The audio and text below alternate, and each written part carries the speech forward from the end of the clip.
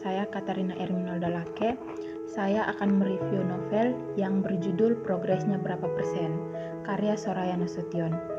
Novel ini menceritakan kehidupan seorang perempuan muda bernama April yang bekerja di kantor konsultan di bidang konstruksi. Dia berada di fase hidup yang sering disebut sebagai masa pencarian jati diri. Namun, ada hal yang harus dihadapi oleh April karena pekerjaannya yang sering cukup berat dan sering membuat pusing.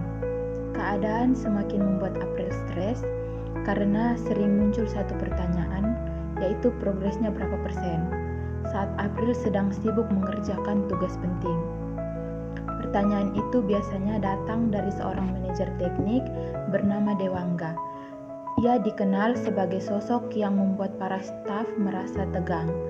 Di usianya yang sekarang, April mulai merasa tertinggal dari teman-temannya.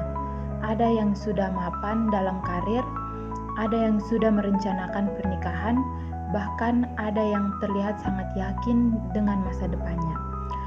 Ia mulai sering membandingkan diri dengan orang lain. Disinilah terlihat tema cerita, yaitu tentang perjuangan anak muda dalam menghadapi tekanan pekerjaan dan pencarian jati diri. Kisah ini diceritakan dari sudut pandang April sendiri, sehingga pembaca bisa merasakan langsung apa yang ia pikirkan dan rasakan. Sudut pandang orang pertama ini membuat cerita terasa dekat dan nyata.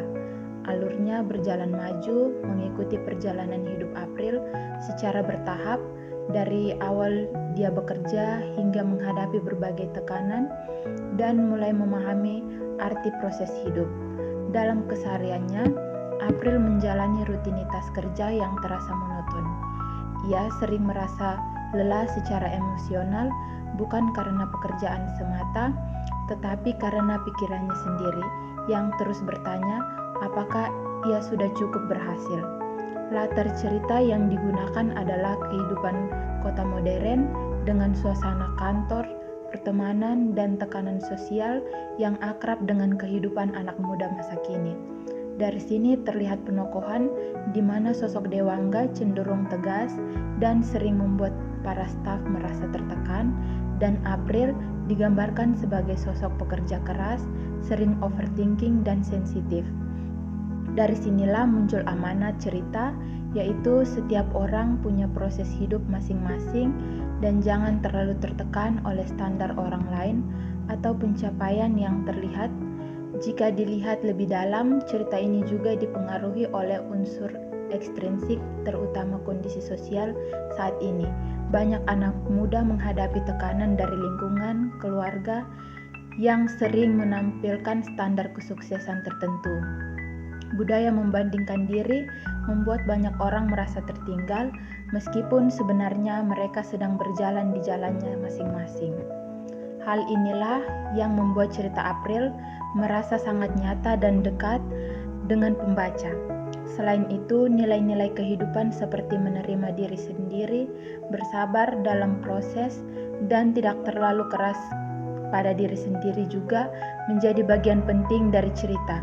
Semua ini menunjukkan bagaimana pengalaman dan pengamatan penulis terhadap kehidupan generasi muda yang dituangkan ke dalam novel ini.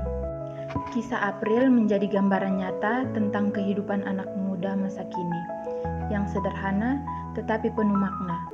Novel ini menggambarkan perjalanan hidup anak muda yang sedang mencari arah di tengah tekanan sosial. Melalui tokoh April dan Dewangga, cerita ini menunjukkan bahwa hidup tidak selalu berjalan sesuai harapan dan tidak perlu dibandingkan dengan orang lain.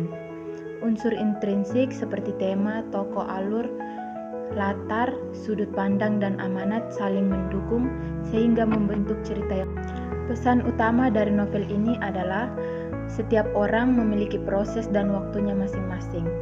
Progres hidup tidak harus diukur dengan angka, tetapi dengan usaha, pembelajaran, dan kemampuan menerima diri sendiri. Sekian dan terima kasih.